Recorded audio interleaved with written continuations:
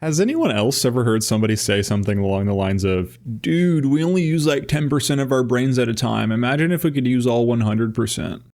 Yeah, well, somebody took that common myth and actually turned it into a whole fucking movie. Limitless tells the story of Eddie Mora, a depressed loser whose life changes forever after a chance encounter that leads to him getting hooked on drugs. But this isn't just any drug, this is NZT, a black market pharmaceutical that seemingly turns you into God. And I'm not even exaggerating on that either. There is actually a bit in this movie where they joke about him turning into a god. He's Houdini. He's a prophet of our times. Okay, give me that. Give me that. He's God? Alright, let me take a minute to tell you more about this NZT. It's pretty central to the plot, so it's important for me to illustrate how insane it is and how insane it makes this movie at times.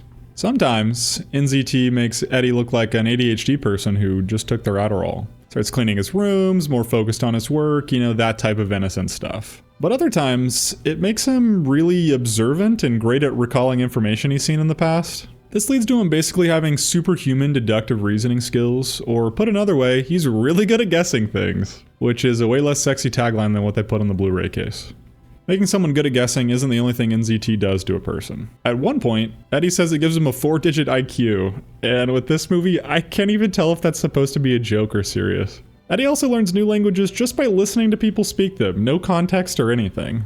Like, is that even close to being possible? This dude just switches his audiobook to Italian and becomes fluent in the language while listening to Warhammer 40k novels or something. What else can this drug do? Well, it can make you good at fighting. Makes you really good at convincing people to have sex with you. And if what Eddie does is any indication of what other people do on NZT, it also makes you start instantly giving out unwarranted medical and financial advice. That actually brings us into our next point. What does Eddie do with all this newfound brain power?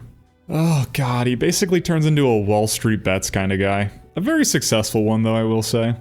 Eddie makes a shit ton of cash, so much so that it makes the newspaper and gets him noticed by Robert De Niro's character, Carlos Carl Van Loon. Carlos Van Loon is actually the name of this character. Old Carl here recruits Eddie for the very prestigious task of, drumroll please, handling a corporate merger. Ooh, could you think of anything more boring? They could have had him pull a bank heist or go to the moon or solve world hunger. I don't know, literally just about anything else would have been a better way to use this premise. Shoot, make him president or something, I don't know. Well, we'll actually get back to that in a second. The corporate merger ends up falling through, which we later learn is because the CEO of the other company was also an NZT user and ran out, causing him to die. Yeah, apparently you just die if you quit cold turkey. Other than turning into a finance bro, Eddie is also trying to stitch up his relationship with his girlfriend and is simultaneously being hunted by a couple different seedy characters. One of the seedy characters we don't really know until the end, and he's kind of boring anyway, so we'll forget about him. But the other guy is an actual character, and we've got to talk about him in order to get a full picture of this movie, but let's talk about the relationship first. Eddie's girlfriend dumps him at the beginning of the movie, but after he locks in on that self-improvement grind set, they get back together. They actually stay back together the rest of the movie, surprisingly. She dumped him, he changed, and they got back together and everything was okay. Good for them, honestly. Back to the seedy character though. When Eddie was early on his day trader grind, he went looking for a loan to have some more money to trade with. Takes money to make money, as they say. Since he has no income currently, banks aren't exactly lining up to give this guy money. So Eddie comes up with a clever plan of instead borrowing from some mobster type character. I don't know if they ever fully establish if he's like an actual Russian mobster or just some dude or something, but he's got henchmen and he likes to kill people, and that's all we really need to know for this movie.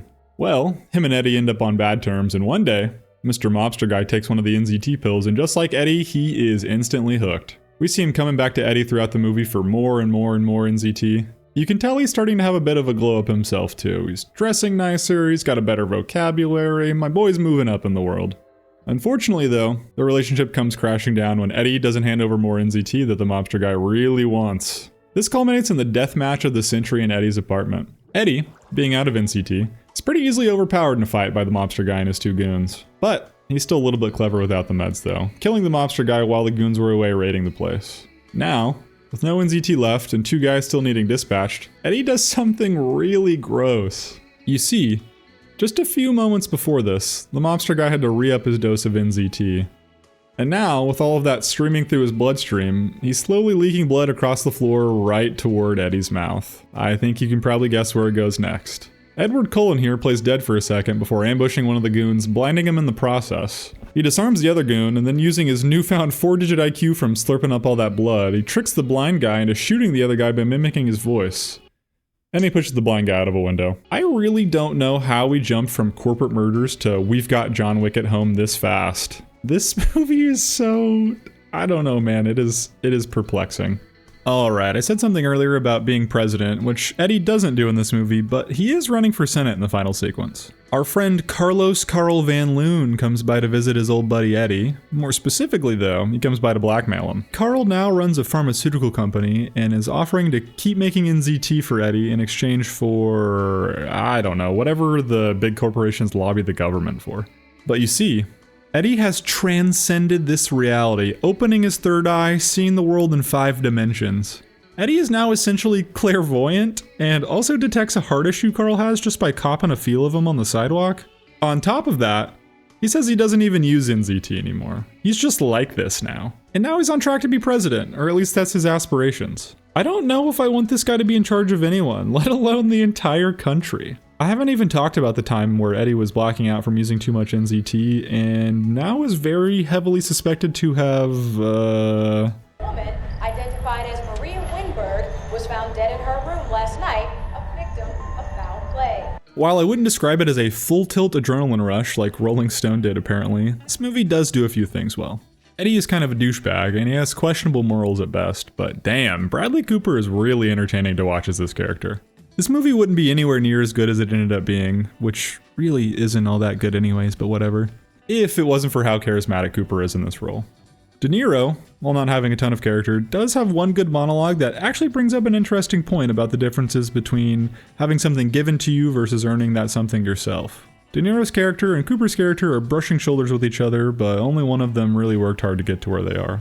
Unfortunately, that monologue is about as far as they explore that topic. Let's see, what else is good about this movie? There's gotta be something, right? Oh yeah, they use a lot of fun music. Not really all that well, but at least it kept things more entertaining than it would have been otherwise. The visuals are another thing I think they did well at times.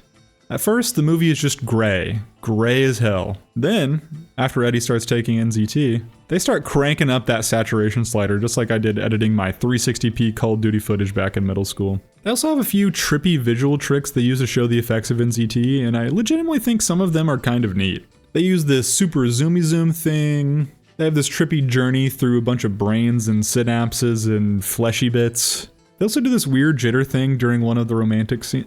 Wait, never mind, I actually don't like this one. There's also a part of the movie where Eddie's girlfriend has to take NZT in order to galaxy brain her way out of being shanked. She ends up swinging this random kid around to cut the guy's face with the kid's ice skate. I don't know, man. There's so many weird moments like this in the movie that they just don't really address and just keep moving on. Whatever, that's all I have to say about this movie, I guess. 3 out of 5, watch it if you're bored.